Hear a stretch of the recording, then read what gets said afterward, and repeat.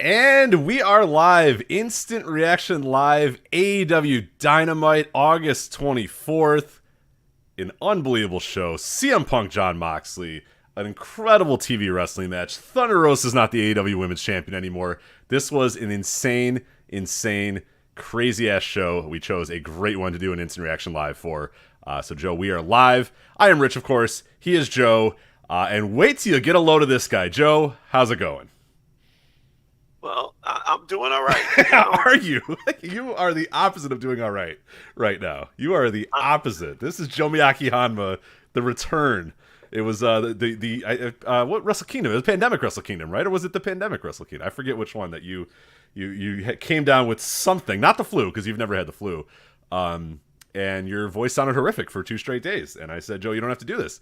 And then you did it. And then I get on the air here with you right now, and you sound like that. And I said, Joe, you don't have to do the show, but you're a goddamn professional, so here you are. Everything's fine. I want to stress to everybody that I do not have the flu. That's the most important thing. So I still have never had the flu. Someone in the chat is asking if I have the Rona. Well, there's a story behind that, okay? The boy did catch the Rona, several days ago. And I thought maybe I had the Rona because obviously listen to me. There you go. Yeah, listen to this horrific man trying to talk. Yeah. So the boy had the Rona, and TLB thought she had the Rona, but she tested negative, and me and the girl were fine. But then I progressively got worse and worse till I sounded like this. Took my temp, 98.6 on the dot. Took the Rona test, negative. Took my temp the next day, 98.6 on the dot. Took the Rona test, negative. TLB at this point's angry because she wants me to have the Rona because I strut around the house like I'm invincible because I've never had the flu, and now I am also impervious to Rona. In the home with the boy. Now, once the boy got the Rona, I just figured that, that's it. It's inevitable. Yeah, it's inevitable at this point, yeah. So, it's just, we're all just waiting for it. The girl ended up getting it, so that shoe dropped. But me and TLB never got it. And now the boy and the girl are over it. They're both tested negative, and I tested negative all the way through. Temperature never went above 98.6. So now I can happily say that not only have I never had the flu, but I am also very clearly impervious to Rona. How about that? There it is. So, Joe, you are here. Many attempts by myself to say, Joe, you don't have to do this. You can go away. But you're a pro, so you're going to cover this. So I think normally on these Instant Reaction Lives, you do a lot of the heavy lifting. You do kind of the match recaps and stuff. Are you still going to do that this time? Because I don't know if you can last like a full minute talking. Well, you just did right there. You're actually sounding a little bit better as the days going on. So, well, it's I cracked open my first Coke Z of the day because being ill, I'm doing things right. Okay, I'm taking the proper medication. I'm drinking water, right? But it's go time. And I come to work. JL doesn't call out sick. So I've got my Coke Z here, and that's probably what's powering my It has. voice. I will say, for those, to peel back the curtain, when I got on the call with Joe, he sounded horrific. And then you started, not that you sound great now, but you sounded a lot worse, believe it or not, before that. But yeah, like you're 8 sips into that Coke Z, and I don't know, you're sounding okay. So I think we got this. I think we're good. Yeah. Shockingly, believe it or not, 10 minutes ago, I sounded way worse than that. Yeah, it was so bad that is what I was like, Joe, no, we're done. I was going to disconnect you from the call and not even I was going to change the link and not let you call at all. But the power of the Coke, I hate to say it, I hate to admit, the Coke C may have helped. I hate to admit it. So Rich was about to wave the whole thing off. He's like, I can't. I couldn't listen to you. You sounded like this. Like, imagine how bad this is. It was so much worse 5 minutes ago. Yeah.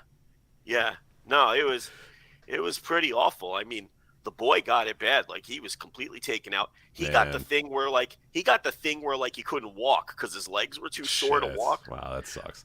But you know what it is? He's 5 years old. It lasted exactly 24 hours. And the next day, he's bouncing off the walls. There you go. Good for him. Well, I'm glad. But I'll tell you what, he enjoys not going to school. I was going to say.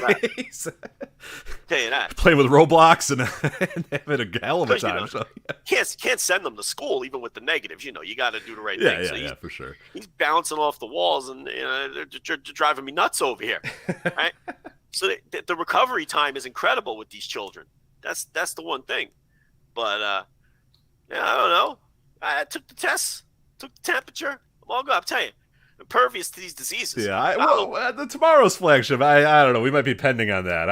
I'm not sure. What do you mean? I'm coming to work. You might need the day off. But... I'm coming to work. What do you mean? All right. Oh, well, let's talk about NWA 74. That's what I'm saying. Like the most important. We're going to talk about most of the most important stuff here. I guess we got to review Rev Pro, but NWA. I'll tell you what. Well, I haven't watched any NWA, so I'm glad because you're up to date on the NWA. Why are we talking about the NWA right now? We have hundreds of people listening to this live right now. Many more will be listening to this very shortly. We're gonna spend a second talking about Tyrus. I can't believe it.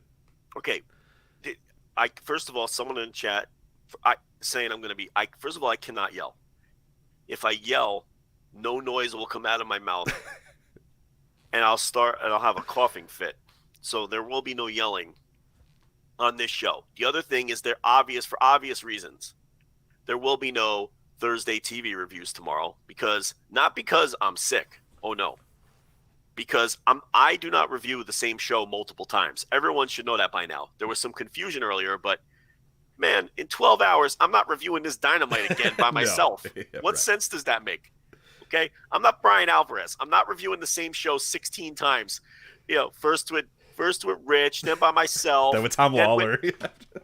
Then with Tom Lawler, then with Suit Williams, then with Sean Senfuck. I'm not doing that. So you get one review, and you're getting it now. 12 people know. Huh? Nothing. Go on. Yeah. So, you know, that's all I'm saying. So, no Thursday TV reviews. I love how you think this is hilarious. I do. Well, because I don't know why. I shouldn't feel it's hilarious, but it's you. So I don't know. I feel like it's hilarious. If anybody else got on the line and they sounded like that, I'd be like, oh my God. Oh, but it's you. So it's like, I don't know. I'm punching in, man. It's hard to have sympathy for you. I don't know. You have a way about you. I don't even feel bad. I don't know. You know, it's just the voice. And I got a little congestion, a little headache, but you know. Hey, are you still actually planning on extracurricular activities after this show? Because it sounded like we're talking. Well, listen, JL never stops talking.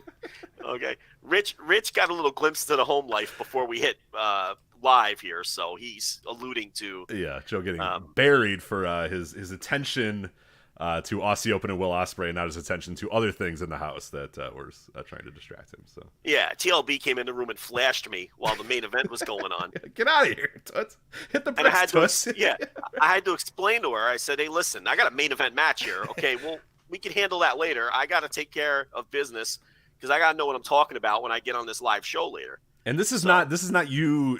I heard the story from TLB. This is right. She got in the room and said, I did this, and you didn't care, and you were like, well, I had to watch the main event. So there was some other language used that I'm not going to repeat, but you know, She came downstairs and gave me the business while Rich was on the line, but she thought that we were on the air. She was hoping to give me the business for everybody, but we hadn't hit play yet. I hadn't even hit record either, because there is one soundbite that I wish I could have, because that would be in our new intro this week, but unfortunately I did not hit record on it. So. Yeah, but just so it was playful though. Yeah. Oh yeah. Yes. Yeah. She was being very playful, but ribbing on the square would be a fair way to put it. Correct.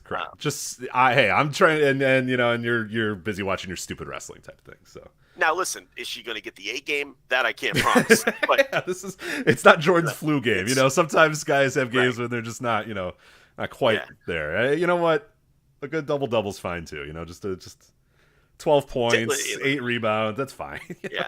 To be quite honest, I won't mind if I go up there and she's asleep. To be quite honest. And then I can watch. I don't know if you should be exchanging bodily fluids right now. Anyway, given might not be the best idea. Yeah, maybe sit this one out. Yeah, maybe do a DNP might not be the worst idea for you tonight. But Anyway, all right, let's get into this here. We got a hell of an episode of Dynamite that we have to talk about. Newsworthy as fuck.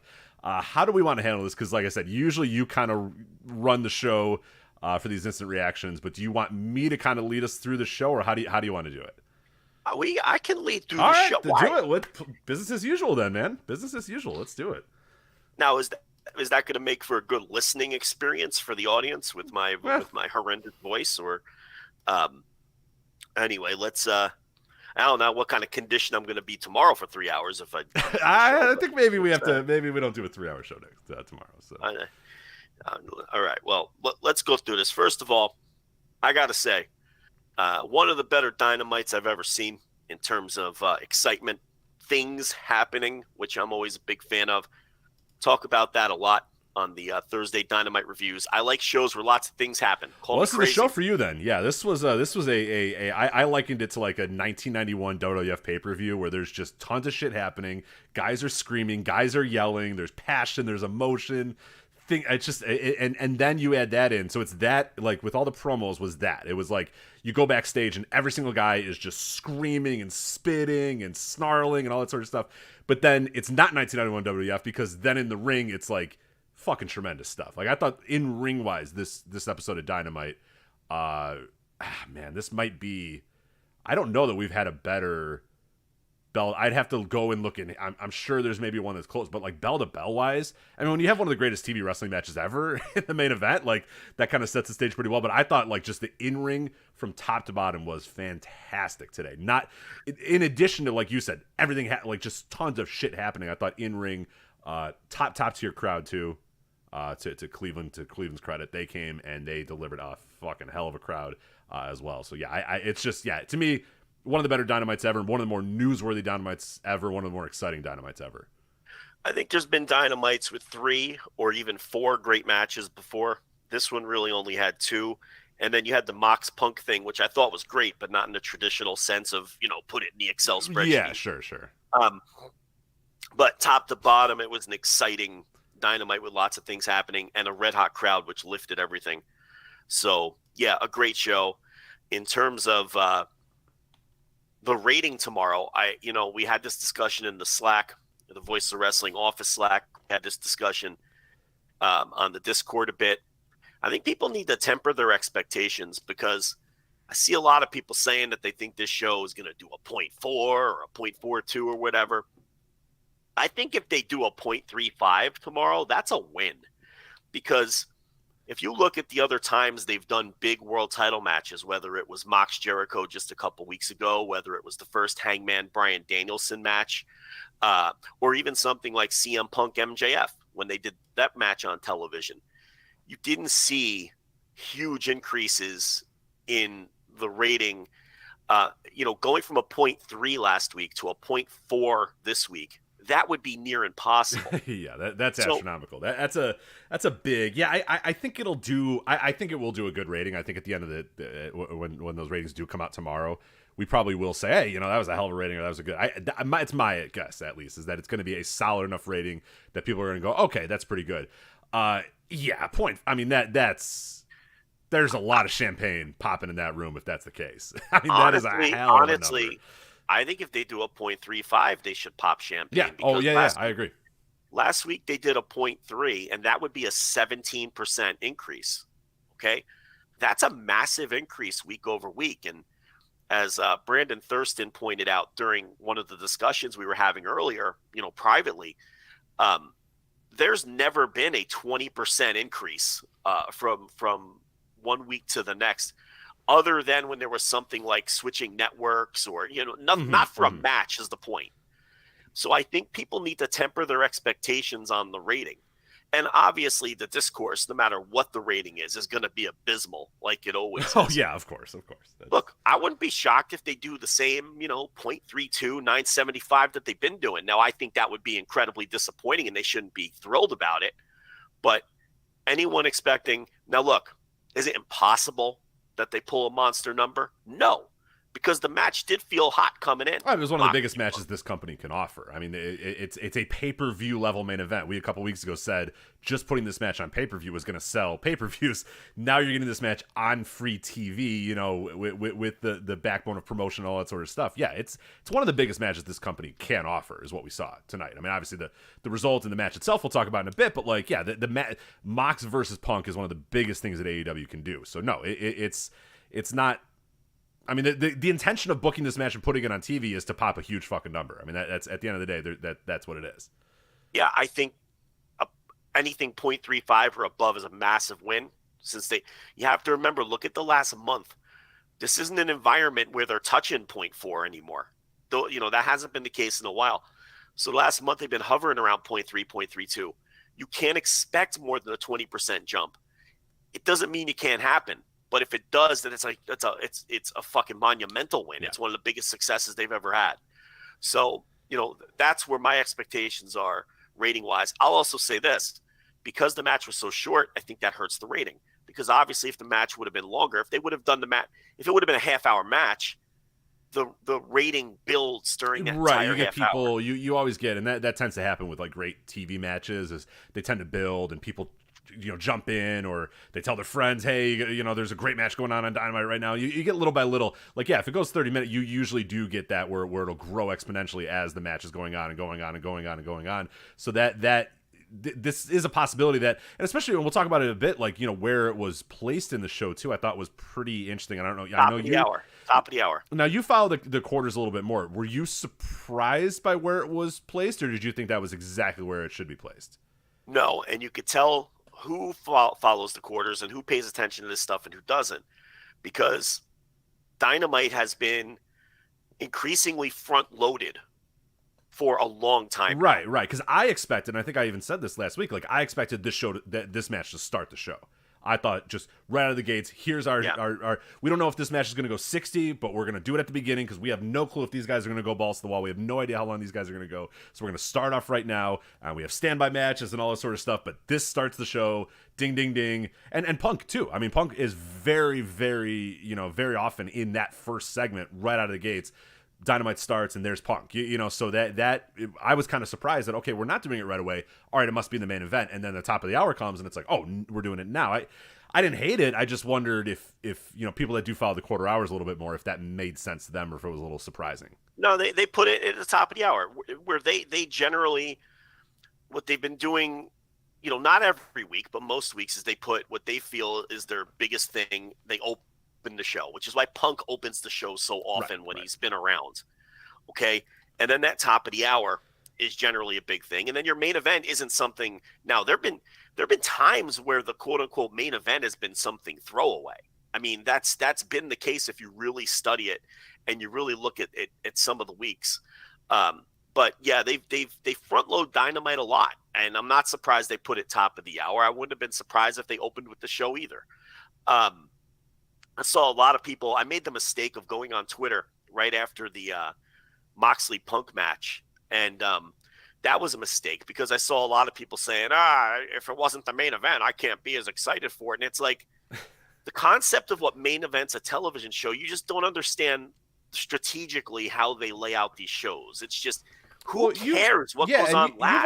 You've always likened it to Saturday Night's Main Event, where you know, that is a classic example of, you know, that was a show that the quote unquote main event was very often, you know, that top of the bottom of the first hour, the top of the second hour, and then the rest of the second hour was kind of just nothing. You know what I mean? It was just kind of ha time, or it would start off the show sometimes. You know, the big time match, but usually you get the Hogan thing, you know, at some point, and then also like.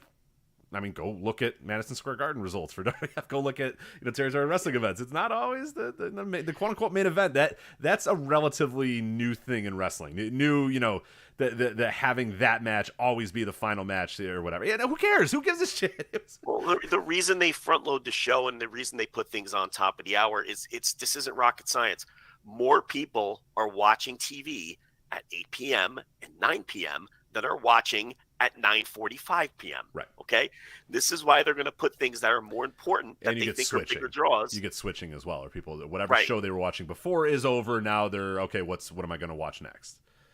Right. So it's just, again, it's a lack of understanding of how you strategically place segments on a 2-hour wrestling show. Okay. And, it doesn't mean, this idea that because they didn't main event, they called it the biggest match in AEW history, but they didn't they made, that was the main event. They just didn't put it on last. Well, and AEW has done this before, and I love this. I mean, this is something that every wrestling company should do is, from a kayfabe standpoint, you want to give this match the top of the hour because you don't know if it's going to go 60. You know what I mean? Like that too, yeah. I mean, and that was my thought initially as well. Is like, okay, they're doing this to say, hey, if this thing goes 60, we're going to give it the full hour. Again, that's why I said they should have started the show with it. But if you were going to start the show with it, you got to start at the top of the hour and say, look, this thing could go 60. We have a standby match if ready. We have the three-way or the 6-man. We can do that if we need. But hey, if these guys go 60, they have the full 60. Here you go. And that's that is another classic wrestling thing as well. Go watch the Clash of the Champions. Go watch a lot of older wrestling. I mean, it's always that sort of thing of like, hey, we're going to start this match now because this is our this is a big deal. This is a title match or whatever, and we don't know how long it's going to go. You start a main event. You start a quote unquote title match with 12 minutes left in your show. Kayfabe wise, it kind of tips off that this thing's not going to go 60. These guys aren't going to go forever. You're not going to do that. So I thought from that standpoint, that's what I thought when I saw that match there. It's like, they're doing what I love and saying, hey, if this thing goes 60, we're ready for it to take up the whole time as well. Yeah, Rampage, same thing. What they feel is the drawing segment always opens Rampage. And then their second strongest segment, because it's even more vital for Rampage because that's so late at night. That's more the Saturday night's main event. Right, yeah. That one pattern for sure. Yeah, Saturday night's main event would open with the main event because it was 11:30. They didn't want to put Hulk Hogan on at 1 a.m. when everyone fell asleep. They'd put him on to open the show at 11:30 when more people would be watching. Saturday Night Live is booked the same way. They put all of their strongest sketches. The last hour sketches. Oh my God. Yeah, it's all the experimental stuff. It's bad. It's usually terrible. Saturday Night Live for 40 years has been booked where they expect you to turn the TV off and go to sleep after Weekend Update. That's the way they book the show. They put all of the strong shit up front. They get you one musical performance up front. Then they give you Weekend Update. And then they know half their audience is going to go to bed. Yeah, myself included. And, so that's why it's booked the way it is. Okay? They don't save Adele for 1 o'clock in the morning at the end of the show. They put her on in the first half hour at some point. Or whoever. Is that a hot musical guy? Yeah, I don't know if Adele. Yeah, sure. Let's go. Dua Lipa. Adele. You're putting Dua Lipa in the first hour, not Doja Cat. Whoever you want to go with here. Megan Thee Stallion. Adele has a beautiful voice. I don't know why you're not giving me credit for that one. But, oh boy. So anyway, that's why the show was laid out the way it was. I didn't have any problem with putting that on in the middle for all of the reasons we laid out. So anyway, show opens up with what? A big draw, Chris Jericho. And he comes out, exactly what we're talking about. He brings out Daniel Garcia and immediately the chance of "You're a wrestler" from the red hot Cleveland crowd. And Jericho immediately asks for an apology. He says, look, I know you lost a tough match last week, but and I know you lost your cool when you put your hands on me, but, you could just apologize to me. And, of course, Garcia, he's looking solemn. And Danielson comes out, and he says he agrees with these people that Garcia is, in fact, a wrestler. And now Garcia's torn. He's got his mentor. He's got his hero. And he doesn't know what side to choose. And he says, I'm not going to choose out here on live TV. This is something I need to think about. Loses his cool, shoves Chris Jericho again. Of course, Danielson is laughing at this. And it looks like we're going to get Bryan Danielson versus Chris Jericho at All Out as Jericho.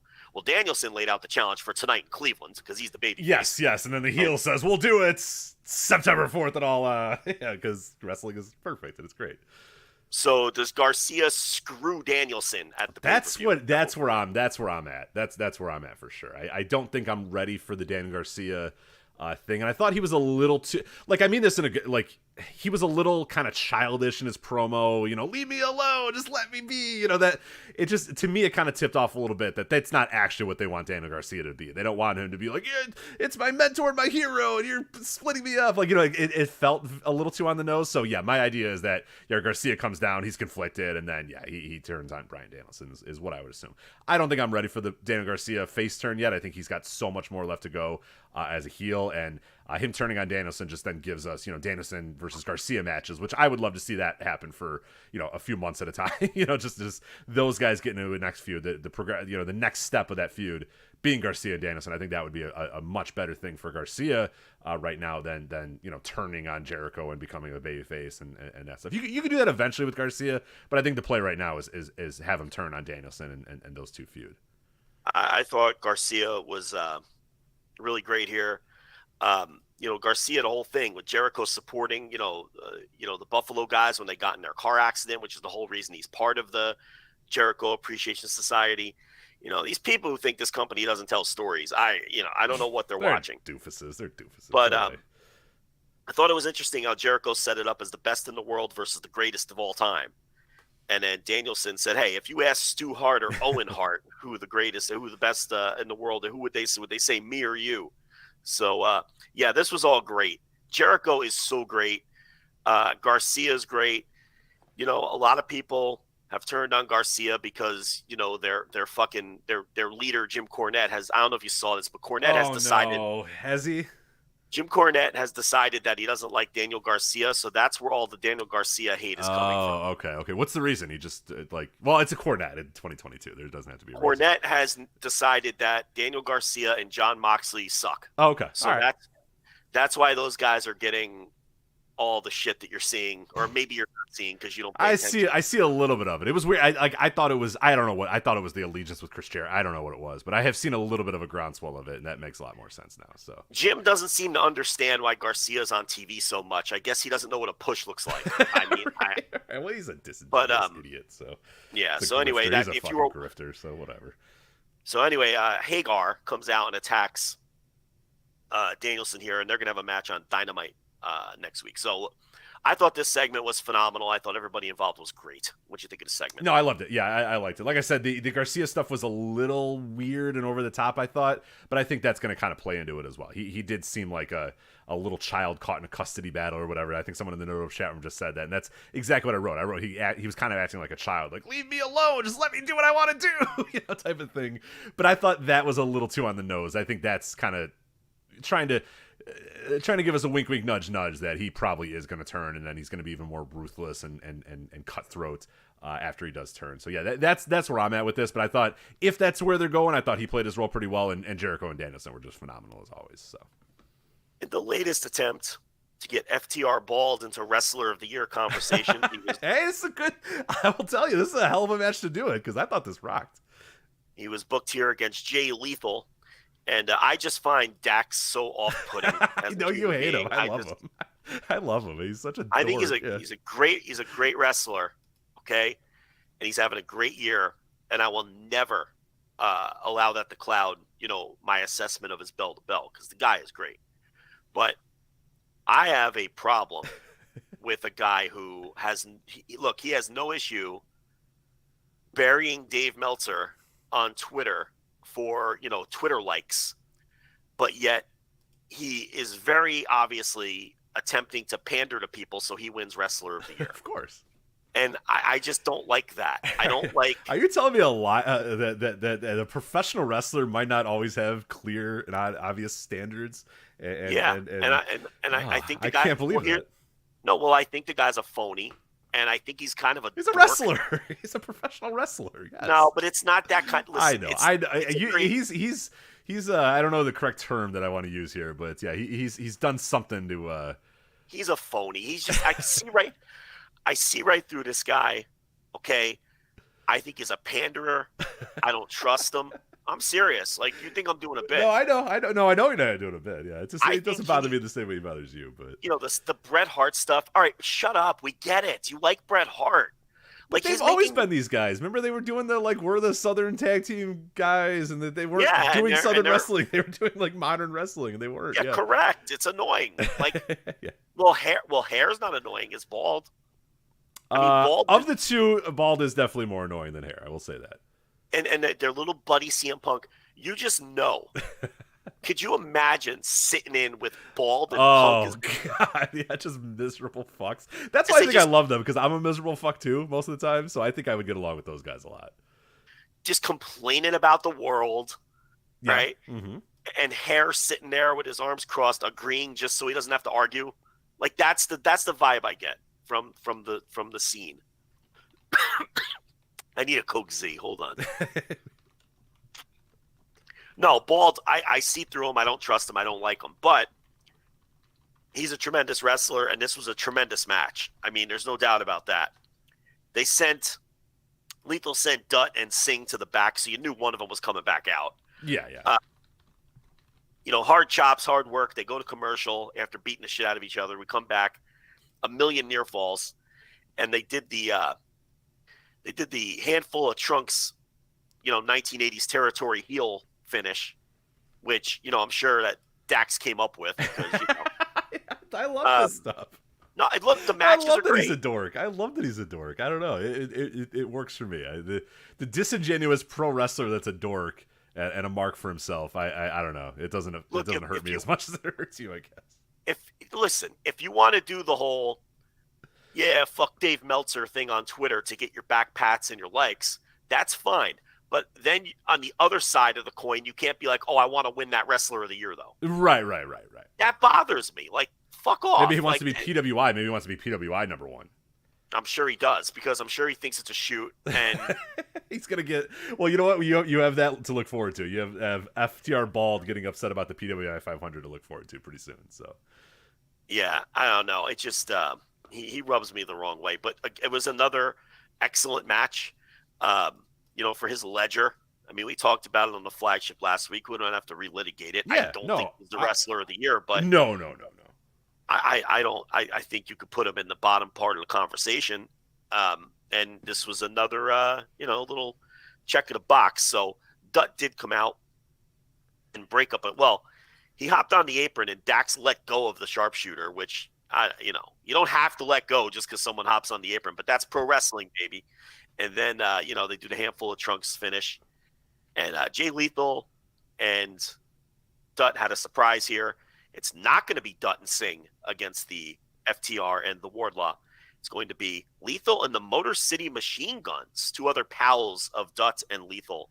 So that will make it a much significantly better match. Oh, for sure. Okay. But here's what's weird about it. The babyface heel dynamic. Motor City Machine Guns are like white meat baby faces. Yeah, so it's gonna be really hard to get a crowd to boo those guys. Like even if even if they're told and they're with Lethal or whatever, the crowd's not gonna boo the Motor City Machine Guns. And yeah, it's Chris Sabin and like Alex Shelley. Like they're it's gonna be. I was there at Emergence, and Shelley was trying to work heel against Josh Alexander, and yeah, he was doing it a little bit, and there was a few spots where people were booing him. But then, like, halfway through the match, people just started cheering him because he's Alex Shelley. Like, you can't really boo Alex Shelley. And then Chris Sabin's the same way. Like, it's going to be strange. I like it better from a match standpoint, but I think the booking of it's a little weird. I don't know.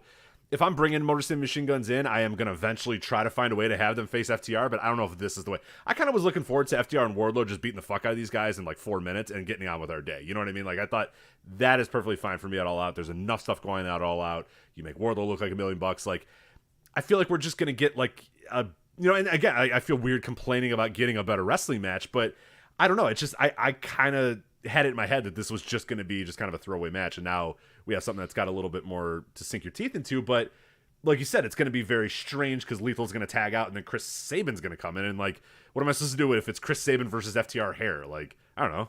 Probably cheer Chris Sabin because Chris Sabin rocks. Like, it's really weird. Yeah, I was kind of taken aback by that a little bit.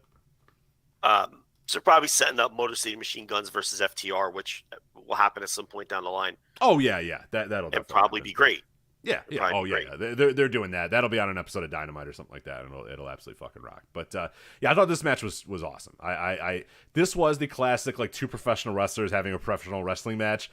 but used to describe like an actual good match and not like some boring ass Randy Orton 2-star Raw match that people use it for. Like people say that when it's like Randy Orton versus, insert dude and they just do side headlocks the whole time. And it's like, that was a professional wrestling match. But this was that. It was like two dudes just doing like professional wrestling spots to each other, just phenomenal work, stiff chops. The audience loved it, kickouts, great reversals. And then, the finish, the more veteran wrestler had the savvier move to get the win, and then he won, and it was all ready to go from there. But there was a very interesting spot, commentary thing early in this match. I don't know if you caught it. Excalibur and Tony are promoting the ticket bundles for All Out, which are not selling great, by the way, which I suppose we could talk about on the flagship as we preview it. But big ask to have people to go to Hoffman Estates 3 times in 6 days.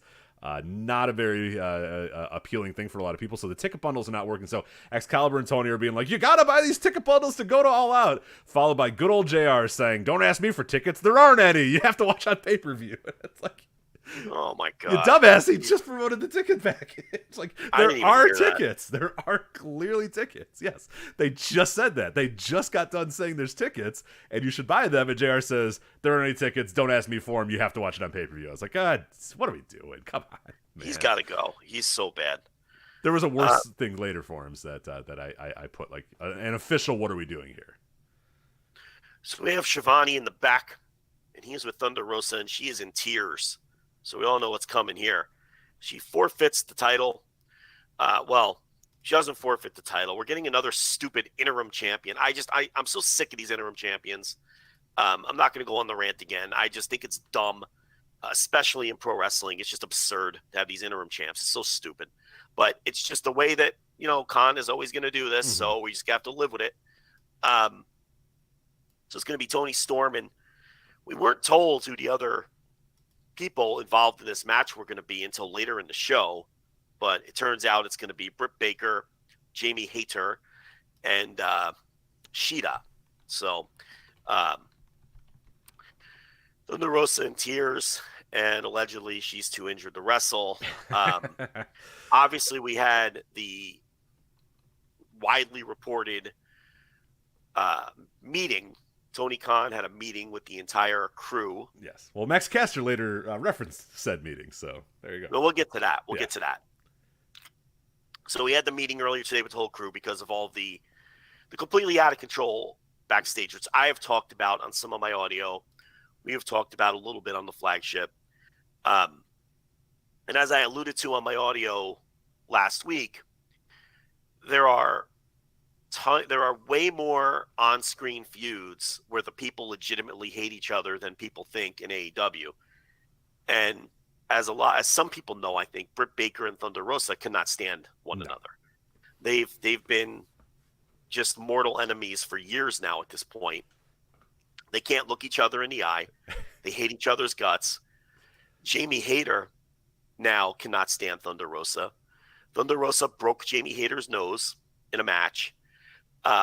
Jamie Hayter, then Rosa was scared that Jamie Hayter was going to beat the living shit out of her and was hiding in a bathroom. I mean, things are ugly in the back, and this is why they're having meetings. And all of this is starting to come out now, and it's just a mess. So I don't know if Thunder Rosa legitimately can't wrestle, or if they're just sending her away so people can cool off, or if she's I don't know. Yeah, it's hard to say, but it did seem the timing was suspicious for me that we have this talent meeting, we have all this questions about unrest or whatever. And again, I don't know. I don't know if she's hurt.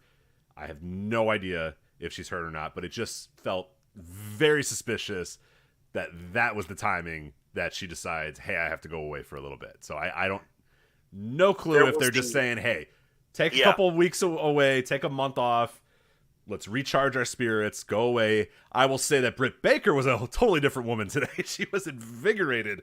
And we'll get to that too. Yeah, we'll get to that too. My God, was Britt Baker invigorated by Thunder Rosa's injury. I'll say that. But I don't know. It was, she didn't seem... nothing to me has indicated that she was hurt, but more has indicated to me the other part that you mentioned. Well, she was hurt several weeks back and then did come back and wrestle. I know that she was wrestling hurt. I don't know if she re-aggravated an injury. Look, this was like 2 hours ago. So I haven't talked to anybody. All right, it might come out by the time we're right. some people listen. I don't know what Meltzer or Sapp or Mike Johnson are saying. I haven't talked to anyone. Maybe she is hurt. Maybe she's not, but she was clearly emotional. Do I think she was working? I don't know. I saw some real emotion there, and Britt Baker rubbed it in later. She totally rubbed it in later. So whatever that staff meeting was, but yeah. So there was the drop kick to the back of Jamie Hayter's head, and Hayter didn't take kindly to it, and then word got back to Thunder Rosa that Hayter was coming for her, and then they had that singles match on Rampage, and then Rosa broke her nose in the match, and Rosa was afraid Hayter was going to shoot on her, and she was hiding in a bathroom allegedly in the locker room all day. So this is the craziness that's been going on there. I mean, there's just wild shit going on in that locker room right now, and it ain't just Punk and Hangman. Okay, it's up and down the locker room. I mean, Sammy Guevara and Eddie Kingston. They haven't been on. They were building a match and then disappeared from TV. I mean, from what I heard, they got in a fist fight. And and either one or both of them are suspended. Is the story that I'm hearing on that? So you could see why they're having staff meetings before this taping. Yeah, that's what we had to have a come to Jesus. All right, everybody get in the room and let's get back on track here. Type of meeting, which is from all indications of what it was. Of just kind of guys, come on, like let's fucking all start pulling in the same direction here because this is getting out of control. So right, so so that's what's going on with this is why you're hearing about this staff meeting or whatnot, and and there's and believe me, there's more people back there that do not like each other. It's a pro wrestling locker room now. I don't think this is exclusive to AEW. No, this is pro wrestling as fuck. This is what pro wrestling is. Like, this is pro wrestling 101. This is particularly chaotic, of course. This is, pretty, but this is kind of what we've a lot of people have been conditioned to like a nice clean locker room where everybody knows their role and everybody has a hierarchy and there's one clear leader and everyone's kind of okay just doing their thing or whatever. And that's what WWE has been largely for the last 15 to 20 years, with a few exceptions there, but most of those exceptions being older dudes. Your Hulk Hogan's coming in and upsetting the apple cart. Your Stone Cold Steve Austin's doing, taking his ball and going home, quote unquote, or whatever. And then really until CM Punk, and even then the CM Punk stuff was just kind of like him being just him being CM Punk or whatever. But largely all kind of everybody kind of doing the same thing until he eventually leaves or whatever in 2014. But like now this is what pro wrestling locker rooms are. They're fucking chaotic as fuck. Guys, everybody hates each other. Everybody wants to kill each other. Everyone's vying for spots. Everyone's doing this sort of stuff. So AEW is, I've always said it, unabashedly a wrestling company, and this is another great example of how it is. This particular stuff over the last couple of weeks, particularly chaotic though. So it was interesting to see the notes about the internal meeting, and as far as I could tell, this was a very energized episode of Dynamite. So I don't know what got said in that meeting. I don't know exactly the specifics of it, but it felt like everybody took from that and decided, all right, let's just go out there and kill it.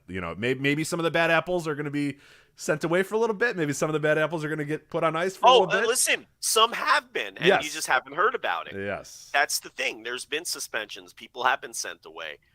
And someone in the chat room asked about Roosh. Oddly, I haven't heard a bad word about Roosh. So yep. There was another wrestler, forget CM Punk. I know of another wrestler who cannot stand Hangman Page and wanted to cut a promo on Hangman Page live on TV several months ago and thought better of it because you can't stand Hangman Page. Back when Hangman was just stiffing everybody left and right. And it's funny because I talked about Hangman Page picking up a rep for working stiff and making a lot of enemies. And there were a lot of people out there, telling me that I was wrong and subtweeting me and everything. And, Sean Ross Sapp just last week, I was listening to him on audio with Will Washington, and he passed along an anecdote that Arn Anderson had to pull Hangman Page aside and say, listen, if you keep injuring everybody, you're not going to have anyone left to work with. So can we score one for Joe a year later? Now you guessed right again. You're okay. I'm great at guessing things, Rich. Great at guessing. Yeah, okay. I'm going to put another notch in the Joe guessed right column. I'm not putting a notch in the Joe was right column, but. So, I mean, when you have Arn Anderson pulling the guy aside and saying, you got to chill out in there, okay, because you're taking people's heads off and you're knocking people out, I don't think I'm speaking out of school when I say Janela was one of them with Hangman, but that became public long after we talked to him about it, and he gave him his little receipt, and they made up, and there's no heat there. But I know that there's still heat among other people with Hangman Page because of. So it's not even just Punk that has the beef with Hangman, and I'm not taking sides on any of these things. I'm just telling you that there's a lot of people back there who aren't getting along, and hopefully a lot of that got hashed out tonight.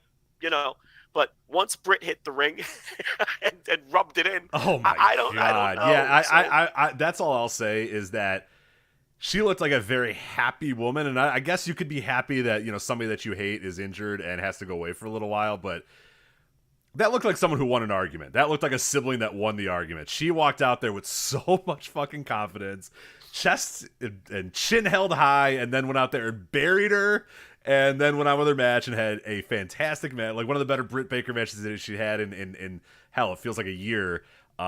She looked and felt like a star again. I don't know. I'm just saying that felt like somebody that won an argument. That's all I'll say. So. Yeah, Britt was pleased as punch about the happenings. She looked so happy, walking down, just the biggest smile on her face that she's had in months. So that's all I'll say. Yeah, with had an invigorated, a new spirit in Britt that hasn't been there for a while. So with the Hangman working stiff stuff, I mean, there's people who feel like they can't say anything because Hangman's a main eventer, and it's not that Hangman is like a mob boss and he's intimidating people. It's just. Yeah, it's just the hierarchy of wrestling. You bitch about a guy. Right. You're here on this rung, and you're bitching about a guy at the top rung. That doesn't usually go well for you. So you don't march into the boss's office and complain about the guy that's been a world champion as a main eventer. It's pro wrestling politics. It's a bad look. You just don't do that. So there's that kind of factor to it too. But anyway, so we had Colton Gunn versus Billy Gunn, and let me tell you, these two men cannot fucking stand each other. No, this is a father and son, and my knowledge, I was like, whoa, really? Hell yeah. To my knowledge, there's no real life heat between these two, but you never know. They might have gone and ate dinner together afterwards, but yeah, I'm dying over here. So Castor comes out. So the Acclaim come out with Billy. They're so over. The Acclaimed are so fucking over. It was unbelievable how over they were. And Tony makes sure that they're on TV every week. Yep. Because they're over. I'll tell you what wasn't over. The line in the rap about the talent meeting. And what does this tell us? It tells us that none of these... As we are the biggest dorks because we're on Twitter all day and we're reading all this shit all day, and these people just showed up to this show to go watch a professional wrestling show, and they don't know anything about talent meetings or backstage fights or feuds or whatever. They don't care. They were like, I don't know what this guy's talking about. They had no clue. This Cleveland crowd had no clue what that meant. So have we been overestimating how smart and inside AEW crowds are? Or was this just one crowd on one night who didn't get a reference? Because I was a little surprised that it got nothing. There was like 9 people that went, oh, but yeah, not as the Joe Biden student loan joke that got well over. Yeah, everything else got much more over than the talent meeting joke. That like 8 people in the crowd went, oh, so no, didn't work. Yeah, so I just thought that was interesting, and it's something to think about. But a lot of this took place in the picture-in-picture. We come back. Colton wins as well. He should have. And really the post-match angle was more important. Stokely Hathaway is now officially, I guess, the manager of the Ass Boys.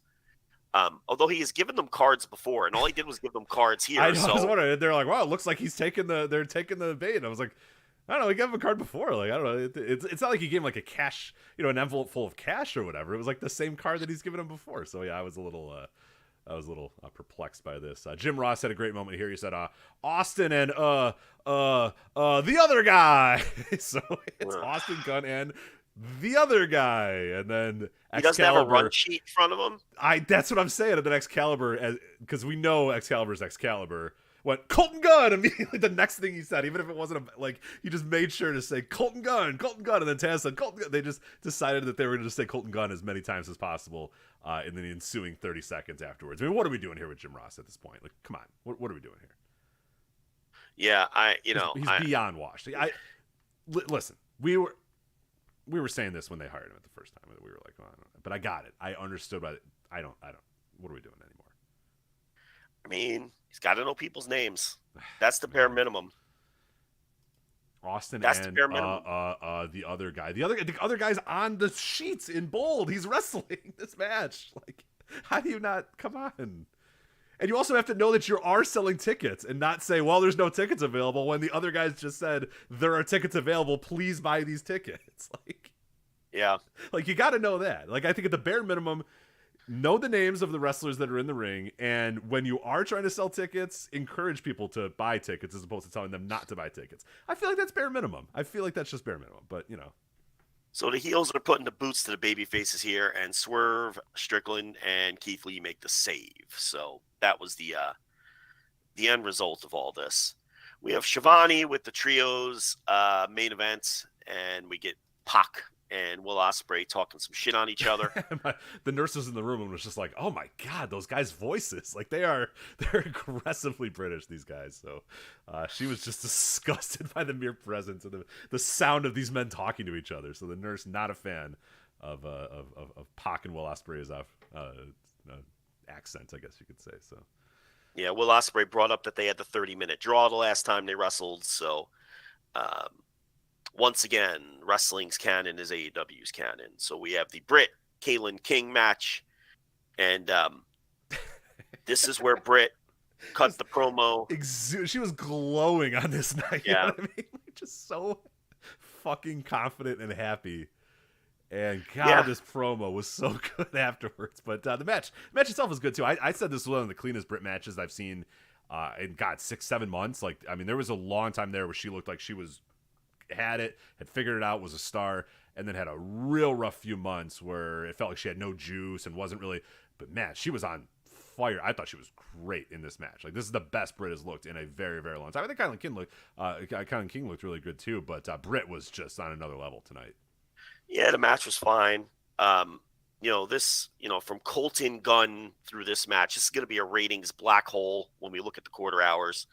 Look, I know they want to get behind Kylan King, and you got to put these people on TV to get them over. But, it's no one cares about Kylan King right now. So it's kind of rough, when you're stacking Colton Gunn and Kylan King in back-to-back segments. I think that's going to be a rough quarter hour leading into the top of the hour. But I guess we is it possible they think people were just going to watch anyway because they wanted to see Punk and Mox? I just think this is the second week in a row Kylan King has been on TV, or maybe she was on Rampage. I can't remember, but she was on Dynamite last week, I think, right? Yeah, she's had 2 TV matches, and it's someone who they think has some potential, and you have to put these people on TV in order to get them over, and you have to just eat shit because people are going to change the channel. No one cares about Kylan King.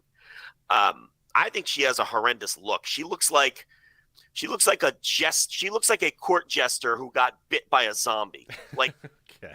That's what, like, her gear and her hair. She looks like, there's refinements that probably need to be made. Yeah, she's the hair is strange. Yeah, there's some stuff that I would definitely change.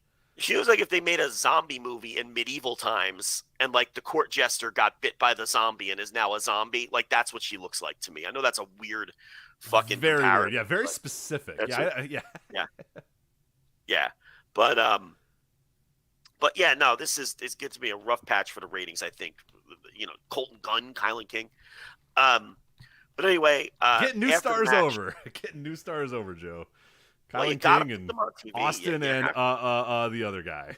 So yeah, I mean, you got to put him on TV to get him over, and I think King has potential. So then Britt cut her promo where she said, it's too bad Thunder Rosa has to give up the title. But if you recall, when I was champion, I wrestled with a broken wrist the entire time and just rubbing it in Thunder Rosa's face. So, again, I can't wait to get the story here.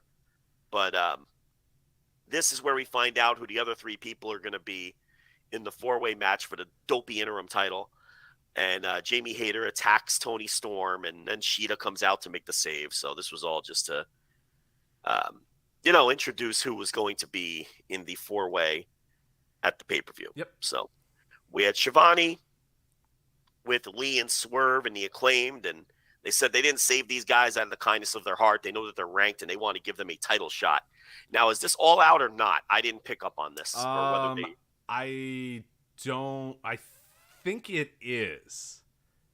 The way I read it as that match is the Acclaimed is facing Swerve in Our Glory at All Out, but I don't know if I'm jumping ahead or if that was officially announced. I read it that way. I wrote it on my notes as that match is happening at All Out. I don't know if I was just kind of assuming but that the way I interpreted it, that match is happening at All Out. So we get Mox and Punk. The building is fucking electric for this. God, this feels huge. This feels special. Bell pop. A huge bell pop. Gigantic they got the bell pop. I mean, this really felt like it was huge and special. The bell rings. Punk hits an enziguri, and they immediately do the foot injury gimmick with the injured foot. Mox does the plant foot too. That's important. Not the foot that he kicked him with, but the foot he planted with for the kick. Mox does the Blackpool Combat Club elbows to the side of the head. Which, I don't know if you saw, there were like legitimate people being like, "Yeah, I saw. He twisted his ankle on it." I don't think CM Punk hurt himself in the middle of this match, and they called an audible death to Jon Moxley. I could not believe it. From people people that should know better and do cover wrestling, saying that I was flummoxed, Joe, to see that on Twitter, and then I closed Twitter immediately and just went, "Oh God damn it, what is going on?" But yeah, 2 Death Riders in a row after the elbows, and he just pinned the motherfucker, clean as a whistle. I love this. Amazingly, I see people debating this like this wasn't great. I mean, I'm stunned that there are people who don't think that this was... They're dorks and losers. They're losers and haters and dorks, and we shouldn't listen to them. They're dumb. Anybody who doesn't think that segment was absolutely fucking incredible, compelling television, just watch something else. Go watch something else, dude. Like, stop watching wrestling. I don't know if I'm gonna go. Secretly sassy here. No, come on. What are you? What? Like, how could you not love that? How could you not love the injured guy comes back, talks a lot of shit, can't back it up, and Jon Moxley just beats his ass? No, this was great. I mean, every now and then you have to do a match like this to keep people honest. That's number one. Look, I put these kind of title matches over when they do it with Brock. I mean, I always put them over.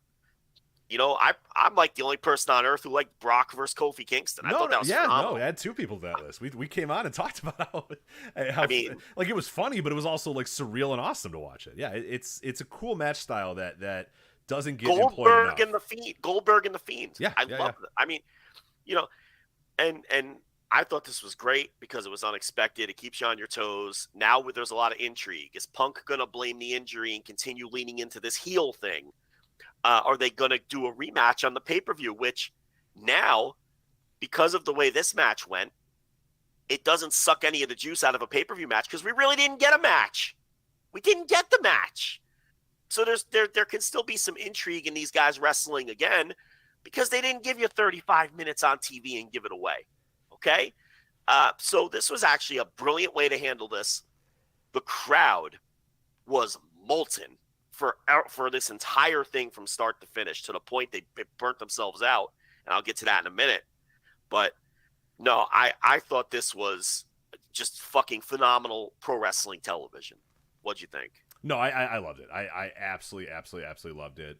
Like I said, I think you get a bell pop. I love a bell pop, and anytime a match starts with a bell pop, I'm pretty much already in. There's a certain baseline of like, okay, they've done enough to make this crowd this anticipated and this ready for this particular match.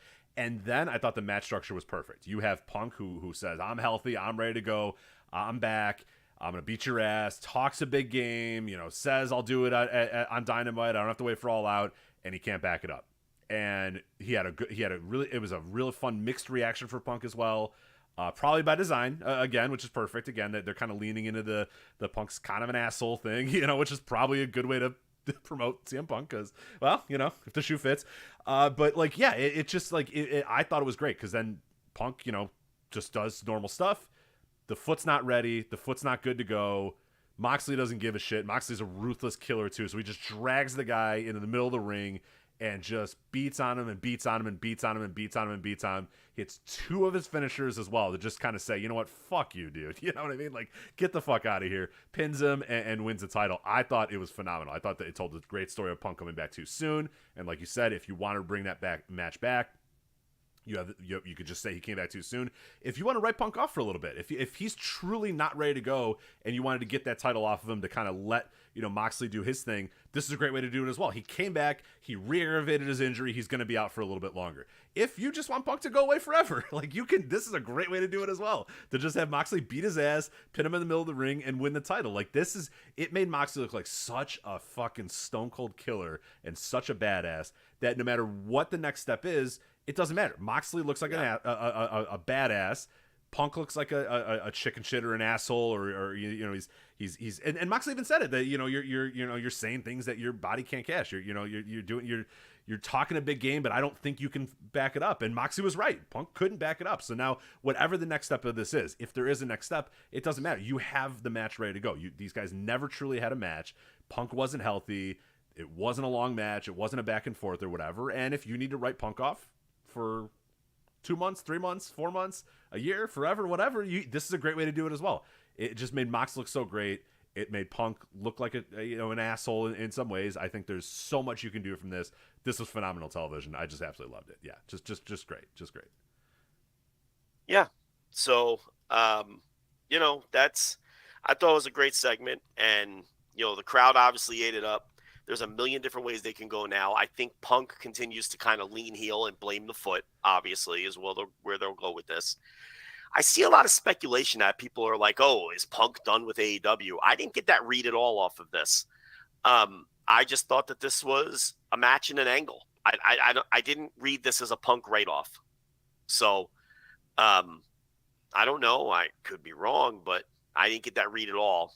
And that didn't even cross my mind until I saw people talking about that sort of thing. Yeah, I mean, I don't think I have no idea. But if this is the way that I'm just saying, if you wanted to do that, if it truly is, if Punk said, fuck it, my year's up, I'm done, I don't really want to do this anymore, like, this is not a bad way to do it. Like, this isn't the worst way to do it. I just thought it was an angle that maybe Punk isn't truly ready, but they kind of wanted to get on with getting this title away from him and give the title to Moxley, and maybe Punk's got to go away for a little bit. I am of the mindset that they are not running this back at all out.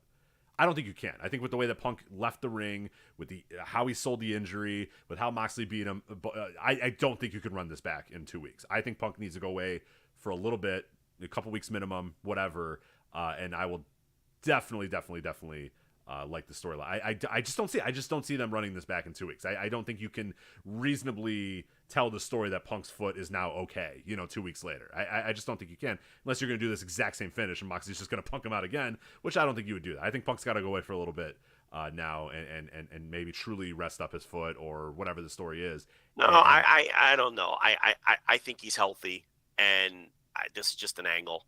The thing is, though, they have to announce a match for this pay-per-view. They do. Like today, like yesterday. Because they got to sell this fucking pay-per-view. And whatever the next step is, it needs to be clear by Friday. I mean, crystal clear. Because they're running out of time now. Do I think this was Punk's fucking exit from the company? I don't. The reports we saw earlier today, and these were from, I forget who to credit, maybe someone in the chat can help, was that Mox pitched doing the match on TV. Yeah. Not Punk. So, and then, Punk then agreed to it. But, that doesn't suggest that Punk was in a hurry to, drop the title and get the hell out of Dodge. So, I don't know. And his quotes today didn't seem to point in that direction either. He seemed like a guy who still felt invested in AEW, and he's not a very good liar on those sort of things. When he wants to kind of tell you how he's feeling, he usually tells you how he's feeling. The quotes today were very much like, hey, if you're talking, it was kind of, it was a little bit of like annoying, like, hey, don't talk to the sheets, talk to me, brother, type stuff. But yeah, he's CM Punk at this point. But like none of it pointed to me like, hey, I'm getting out of here and I'm done with this company. Like I didn't get that either. I'm just saying, if that is actually the case, on the off chance that is the case, I don't think this is a bad way to do it, if this is how you're going to do it. Yeah, so we get a Christian pre-tape promo, and I guess this was thrown in here to attempt to be a buffer because whatever was going to come in front of the live crowd next was not going to have a fucking chance. I mean, this was the death spot of the night. And unfortunately for Ricky Starks had to go out there in front of an emotionally drained crowd who were still buzzing over what they had just seen, which was some incredible, pro wrestling television. And he went out there and cut a great emotional. He had tears in his eyes. Yeah, that was awesome. Okay, this is what Ricky Starks does best: cut emotional promos. Yeah, okay? real human emotions too. Real human emotion. Digging deep to find the actual emotions in his body and exuding those and cutting that in front of the crowd is awesome. That's a lost art in pro wrestling too. That used to happen a lot. Doesn't happen as much anymore. And I want more of these where guys really get those real human emotions out there and those real feelings. And yeah, seeing this guy get so wound up that he's bawling in the ring. Yeah, that was something else. That was pretty awesome to watch. He tapped into his broken neck and he worked that into, Hobbs attacking him from behind with the neck. And it's just a shame because the crowd they weren't ready to be into anything. And this promo got nothing until the very end when the crowd finally, realized that this guy was doing such a good job and working so hard. And then, they finally came around at the tail end of the promo. But man, I felt so bad for Ricky Starks for being put in that spot. I was gutted for him. I was angry. Well, here's what I'll say: if I'm going to put anybody in that spot, he's a guy that I think can nail it no matter what. Like, it's not. Is it a good spot to be in? No, it's not a good spot for anybody to be in. But I think of all the people on the roster that I would give that spot to, or that would get that spot and say, you know what, I'm going to go out there and kill it, and I'm going to have a promo that people are going to remember no matter what. I think it's Ricky Starks, and I'll give him the credit. At the end, like, he got those people. I don't think it was as death as you thought it was. I mean, it was initially, but I think towards the end, those people did invest in that. He grabbed it by the balls and ran with it. I think he did as well as he could, but the crowd wasn't ready for anything yet at that point. And the first 3/4 of that promo, they were dead as a doornail. I mean, he won them over. Good for him. I'm just saying this was the death spot on the show. If you would have asked every wrestler on this show to draw straws, this was the spot that nobody would have wanted. That's all I'm saying. And I felt bad for him because of that, And, on our Discord, I went into the chat and I was like, man, I feel gutted for Ricky Starks. He really got fucked here because he got the death spot. And, look, I love the people who are in our Discord and, there's a lot of great banter and they're all a bunch of goofballs, but sometimes they're overly defensive of this company. And it's like, and they're all arguing with me. Oh, well, he won the people over. Oh, well, him versus Hobbs isn't as a high priority. Look, I don't care about any of that. My only point here is that this was the death spot on the show and that Ricky unfortunately got it. You know what I felt like? I feel like Tommy Lee Jones in Tommy Lee Jones and Harrison Ford in The Fugitive. Okay. Yeah. The big climactic scene where they're in like that water tunnel and like the waterfall. Yeah. And Harrison Ford, scene in iconic movie scene, and Ford is finally caught. And he turns to Tommy Lee Jones and he goes, "I didn't kill my wife." And Tommy Lee Jones says, "I don't care." Because Tommy Lee Jones doesn't give a shit. His job is just to catch him. Right. Okay? I'm Tommy Lee Jones here. I don't care whether Ricky Starks made it work or whether you think he made it work or whether you think that he deserved to be. All I care about is this was the death spot. Right, analyzing it. You're just analyzing it from it. It was very clearly the death spot. And yeah, you can't. That's inarguable. Classic catch in the no chat room said, "Spoilers, Joe. Come on." Yeah, that movie's only 35 years old. Was it 1994, I want to say, The Fugitive? But you cannot argue that this was not the death spot. 93. So my point here was, you had to pick something on this show to put in that horrendous spot. And I don't give a shit if you think he won the crowd over. I don't give a shit if you think Ricky Starks is the perfect guy to do this to because he can win the crowd. That's irrelevant to my point. The only point I'm making is this was the death spot. And I wouldn't have put Starks here. I would have put Britt Baker versus Kylan King in this spot. Why? No disrespect to Britt. It's Kylan King. And no one cares about her anyway. So I would have put that in the death spot because no one's going to react to that shit regardless. And then Britt Baker and Kylan King can have their little 7-minute match where the crowd doesn't react because they're still buzzing off of what they just saw. And then Britt could win him over with the promo afterwards. I don't know. I can't get wound up about this Ricky Starks. I can, because poor Ricky Starks is cutting the most important promo of his life, and they stick him in the death spot. You couldn't have had a worse spot to cut the most important promo of your life. This guy's been waiting to cut a promo on Dynamite for how long has he been signed? 2 years? 3 years? Whatever it is. And he has to go on after Mox and Punk destroy the fucking crowd. And you easily could have thrown Kylan King, who no one gives a fuck about, and it would have worked out much better. He would have had a hot crowd, and then the match against Hobbs would have felt that much hotter. And Britt would have wound them back in the same way that Starks did at the tail end. I mean, I don't know. It was a terrible spot to be in, and I'm upset about it. Yeah, I get that. I think somebody was going to, like you said, someone was going to grab that short straw. It was either going to be Britt and King. There wasn't a whole lot of dead space on this show. There wasn't a whole lot of stuff. And maybe you do the Colton Gunn thing here. Maybe that would have been a better spot for it. But look, I don't want to do an hour rebooking the show. Right. My point here is that was clearly the death spot, and it's a shame that he got stuck in it with the most important promo of his career. That's all. The rest is Tommy Lee Jones. I don't care. My point is this was the death spot. You're all being Harrison Ford. I don't give a fuck if you killed your wife. I just have to bring you in. The jury will decide the rest, pal. You know? I cannot wait for it to be the highest quarter hour in the ratings. But no, the live crowd, yeah, like you said, the live crowd, it took a little bit for them to get going. So that's the other point I wanted to make, too. Everything after Mox Punk is going to tank. Oh, yeah. People left in droves, I'm sure.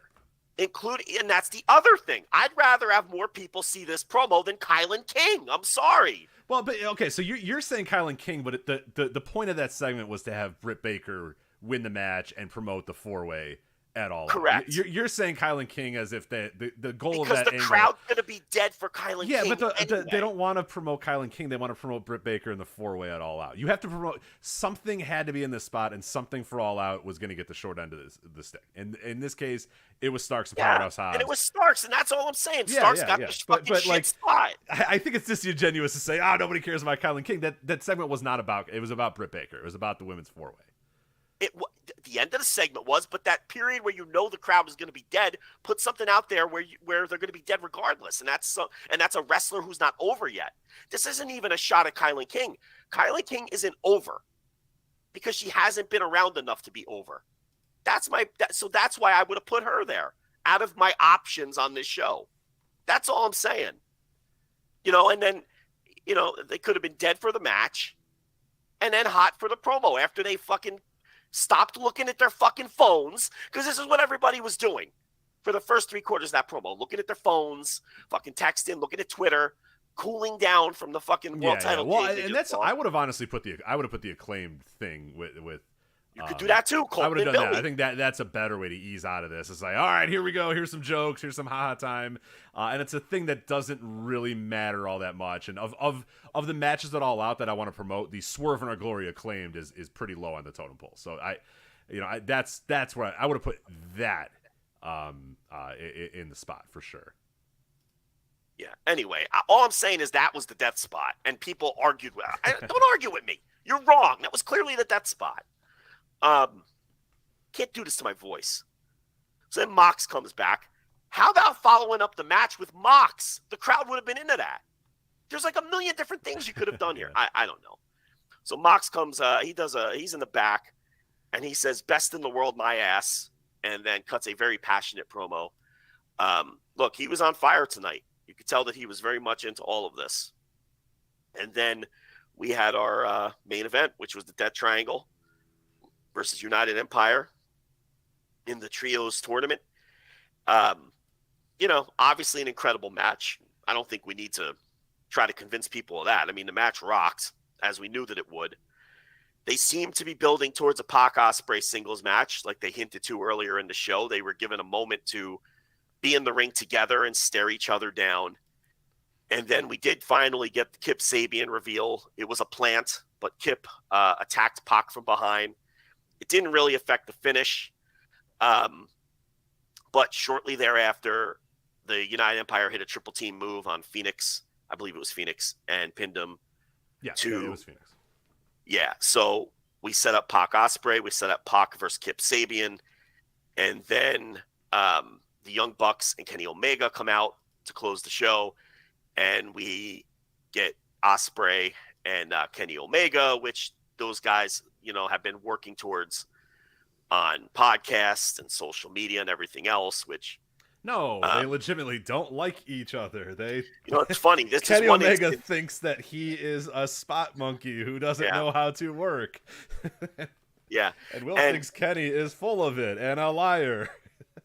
Ricky Knight Jr. used the One Wing Angel to beat Will My Ospreay God, wow, that's so interesting. Yeah, for the Rev Pro title. That's a couple weird. days Yeah, and ago. Will, that's so ironic because Will tried to use the One Wing Angel. Yeah, and didn't. Yeah, wow. All right. Yeah. Yeah. It's like they knew this was going to happen at Dynamite on Wednesday. And I wonder if they're listen. I wonder if they're going to touch. Do you let them touch? Do you let them touch a little? Nah. What do you do here? And Omega was accepting Will's invitation to hop in the ring, but who stopped him? Don Callis, a heel. Yeah. Who was aligned with Kenny Omega, a babyface. But they put the heat on the heel. The heel said, oh, no, don't get in there. This is not, But here's the thing. Omega's still doing this gimmick where he's not 100%. Right. Which is what I've been trying to tell people. Like, oh, if Omega is in this tournament, he has to win. He doesn't. They're giving you an out. An excuse for him to lose because he's allegedly not 100%. Right. And I think if you're following the story, and I had a few friends that were talking with me about this as well, like off air and stuff, people that aren't in this circle or whatever, and they were saying it's weird. Like one of the I think it was, I forget, and again I'm sorry I forget which one it was, but like Matt is all in, but Nick's kind of like, is Kenny ready to go or whatever? Is he ready? And I think again it leads to a pretty fun story there where Kenny's like, no, I'm good man, don't worry, I'm good to go, and he's tweeting out about how yeah, I'm not 100%, but I'm going to get a little bit better. And I think it's going to add a very fun dynamic over the next few weeks or whatever as we get to the finals of this tournament, that it's very likely that they lose, and maybe the Bucks go like, hey, look, I told you, Kenny, you weren't ready or whatever, and then maybe you start a whole new chapter with Kenny Omega and a whole new chapter with the Elite. Maybe this isn't the start of the Elite and their great friendship. Maybe this is the end of the friendship between those guys, and maybe but it's a story. Let the fucking story be told. Like, let it play out a little bit again. But I think there's a lot of stuff going on with this story that's going to be a lot of fun, and there's a lot of moving parts and a lot of interesting things. And I'm right with you. I don't think Kenny just moonwalks into this thing and wins it. I think he's such a nerd for Japanese wrestling and such a nerd for wrestling in general that I think he would like to have a thing where he doesn't win it, that he is not healthy enough to win this tournament, that he can't just come back, spring up, and be ready to go to win this tournament. I love the idea. And again, it's a perfect out. He's still filled with KT tape. Half his body is KT tape at this point. They're clearly telling the story that he is not there. He's not 100%. He's not totally ready. And I think that's going to it's going to be paid off in some way. And I'm pretty excited to see where it goes and whatever that next step of Kenny Omega is. But we're on the path. Kenny Omega and Will Ospreay is happening at some point soon. And Jesus Christ, I can't wait for that match. I mean, that's going to be incredible. And I feel like you're not done reviewing this. Are you done reviewing this TV main event here? No. We'll talk about the match. I just wanted to get because I was like, I think you're underselling what was like legitimately one of the greatest TV wrestling matches I've ever seen. Okay, go on, continue. Sorry. Because you can't get Will and Omega at All Out because one of the teams has to be in the final. No, we're not ready for that yet. As much as, okay, you know what? Yes, I'm going to be there live. That's what they should book for sure. We're not ready for that now. Let's let this simmer a little bit longer. We don't need to do that right now. Well, I've actually seen people pitching that, and I'm like, well, one of those teams has to be in the final. Like, right, exactly. Right. Like, someone has to win next week, so they cannot do that. And I don't know what Will's schedule looks like. I haven't worked all that out. I think he is available. Okay, I don't believe he is on. There's the 2 New Japan cards. Let me clarify that. There's New Japan, I think, comes back on the, I want to say the 5th? Let me get the exact schedule, but I believe he is available. Okay, so, I mean, there's a good chance they win. I mean, they could win because, if Will pins Kenny or something, that could put heat on the singles match that they're going to have at some point, down the line or whatever. Look, I think it's a coin flip match. I'm not sitting here telling you the Elite are definitely going to lose, but could the story easily be that they lose? Yeah, I mean, absolutely. because Ospreay is supposed to be the heel in this situation, and and the better story would be that he gets the better of Omega first, and then Omega wants to get the revenge in the singles match or whatever.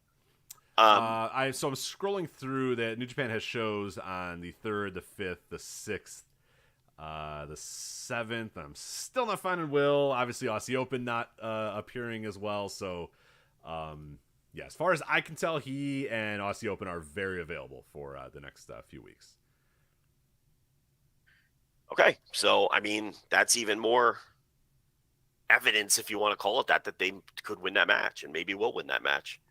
I think it's a better story. I think it's the better story for me is that Kenny goes into that match. He tries to get a little too ambitious because he's in there with Will, and he could say that he doesn't think he respects Will or whatever, but clearly he does, and clearly he's going to try to one up Will, but his body can't do it or whatever. So Will can beat him and just say, you're trying to, you're get on my level. You're not on my level. You're old and beaten up and battered and bruised or whatever. You're not on my level. I'm the top dog. I'm the GOAT. I'm Billy Goat. Yada yada. I mean, you could see it in your head. Like I can't believe people can't see it.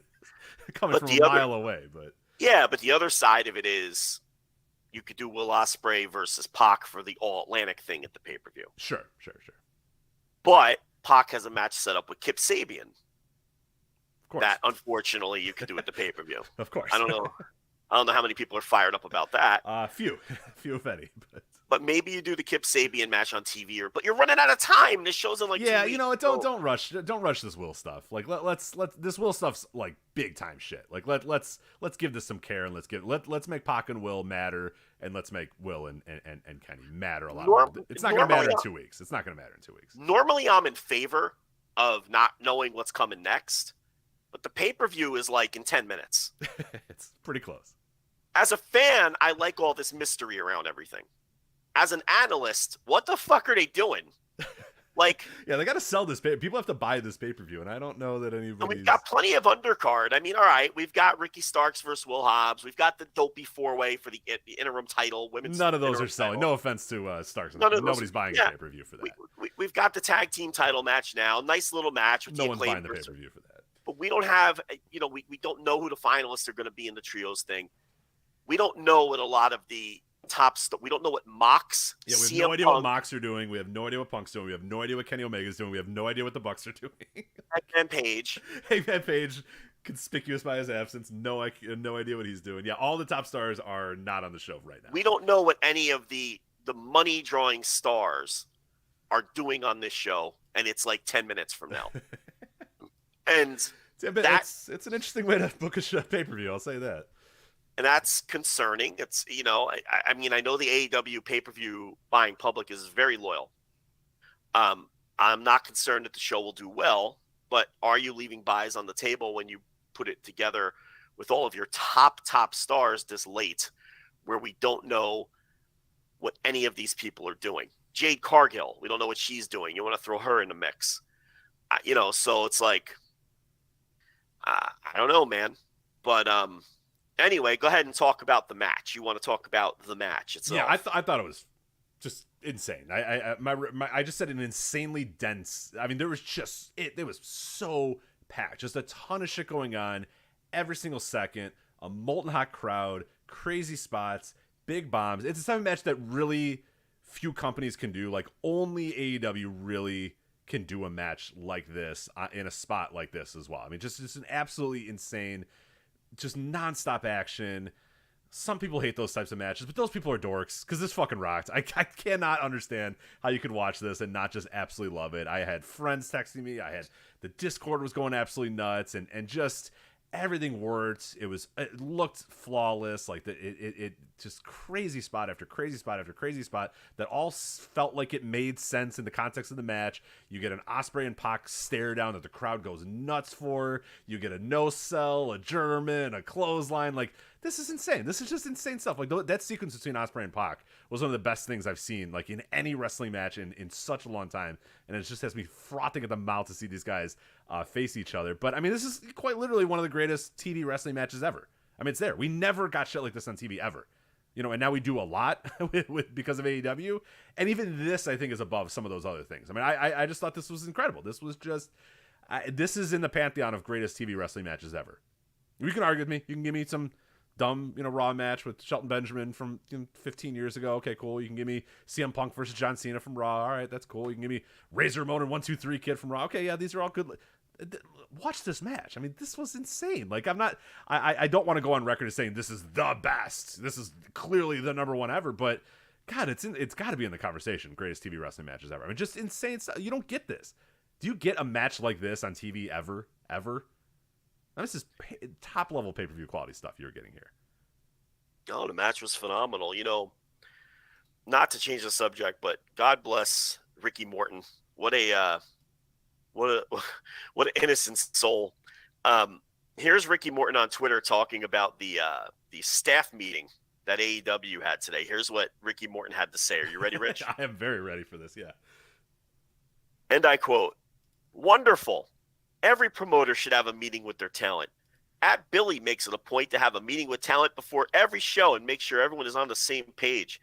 This shows the talent that you care about them individual." End quote. Ricky. Ricky, that's not the point. It wasn't they weren't breaking bread. They weren't, hey, everybody, we've had a great week, but let's have an even better week.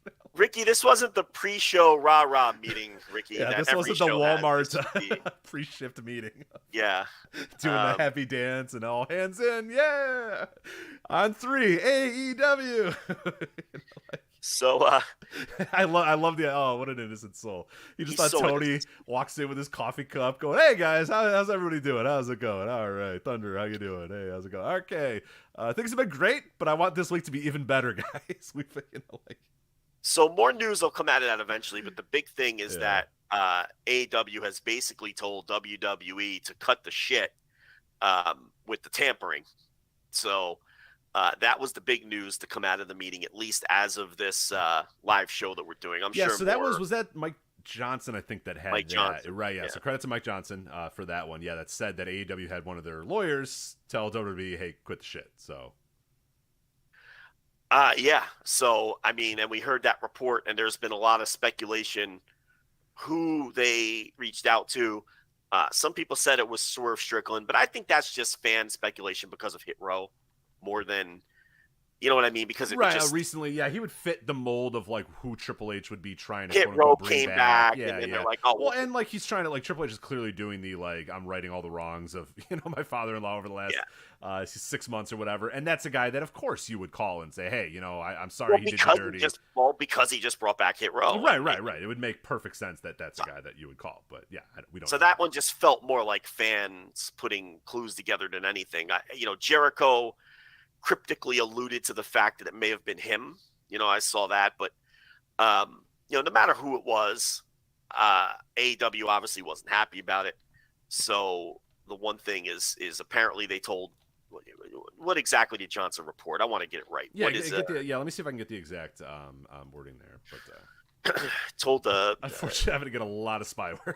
So maybe I shouldn't do this since I'm the one streaming here. But you can look it up. So. Or we can just get the idea. Let me see if I can pull up a tweet or something. Let me see. Tony Khan stated during today's talent meeting that Chief Legal Officer Mega Parikh sent an email to Nick Khan and Stephanie McMahon warning them not to tamper, quotes, with their talent. So there you go. The AEW Legal sent an email to Nick Khan and Stephanie McMahon saying cut the shit, basically. That's the paraphrased version of what Mike Johnson reported. So, Rich, did your computer die of spyware? Or? No. I didn't even try because so there you go. So it would if I went anywhere near. That's the Cliff Notes version of that. Yeah. So there you go. So that's an interesting thing there. That's good. Good for them. I don't know. I don't know what the legal grounds of that would be, but if they're getting a lawyer involved, the lawyer's probably not doing something that has no merit. You know what I mean? I imagine that there must be some legal merit to them doing it. So I think that's pretty interesting. Well, I mean, Ring of Honor told WWE to cut the shit a few years ago. Yeah, and they did. And remember, they did for a little while. And WWE backed down. Yeah. So I know there's a lot of people who, the tampering thing, unless you're a lawyer who deals with that kind of thing, it's no one really knows how that shit works. I mean, does it happen? I'm sure it happens all the time where someone's contracts come and due and you send out feelers or whatever. But I think the story on whoever this talent was is they blatantly called the person's agent and were like, "Hey, right." There's way, and this happens in pro sports too. Even with even stricter tampering laws, where it's very clear that like player X and player Y are talking, or team X is talking to player Y or whatever. But when you're brazen about it and obvious about it, that's when it becomes. That's when this must have literally been WWE saying, "Hey, what do you think about coming back?" And it's like, well, you can't do this. So yeah, it's in sports leagues with collective bargaining agreements, tampering isn't allowed within the bylaws of the leagues because they just want the leagues to be fair. Right.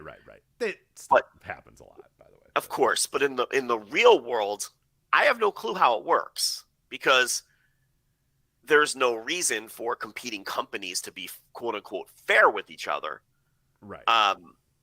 But at the same time, I don't know. I mean, there's probably different laws in different states regarding these things. Yeah, maybe like contract versus at-will employment and stuff like that. I have no idea. Yeah, all kinds of shit that. I've never gotten any contract for my job. I just have a job. You know what I mean? Like I've never signed it. They just give me a job. So I don't know the ins and outs of contracted, employment. So I've had contracts of employment where when I left, I couldn't work for certain companies for X amount of time. But I don't think like if I had a corporate headhunter reach out to me from another company while I was employed with another company, that's happened to me countless times. Yeah. Oh yeah. Where headhunters will call and, just dip their toes in the water. And, a lot of time I just tell them to kick rocks, but a lot of the time I hear them out. I mean, why not? But so look, yeah, it probably varies. Look, if